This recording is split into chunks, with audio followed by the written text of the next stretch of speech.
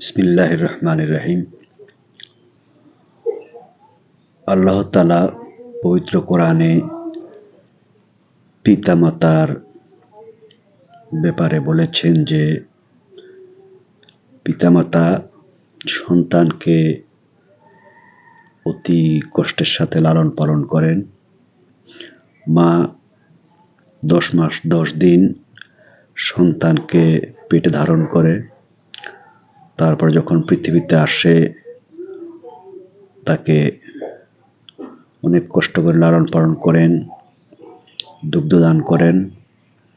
সব মিলিয়ে পিতামাতা উভয়ই কষ্ট করে সন্তানকে লালন পালন করেন। সেই পিতামাতার ব্যাপারে আল্লাহ তাআলা বলছেন যে তাদের সাথে সম্মানজনক কথা বলো এবং তাদের সাথে উফ শব্দটাও করো না, এবং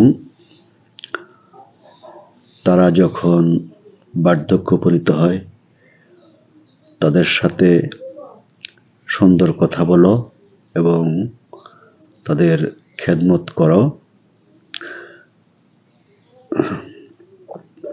এর থেকে বোঝা যায় যে যারা পিতামাতা আছেন জীবিত, পিতামাতাকে তাদের সাথে সুন্দর কথা বলতে হবে, খেদমত করতে হবে, তাদেরকে সন্তুষ্ট রাখতে হবে, তাদেরকে সবসময় তাদের যত্ন করতে হবে। এবং যাদের পিতামাতা নেই তাদের পিতামাতার জন্য আল্লাহ তাআলা একটা দোয়া শিখিয়ে দিয়েছেন আমাদেরকে। প্রত্যেকের পিতামাতার জন্য এই দোয়াটি করতে হবে যে ওয়াকুর রাব্বিরহামহুমা কামা রাব্বায়ানি সাগীরা,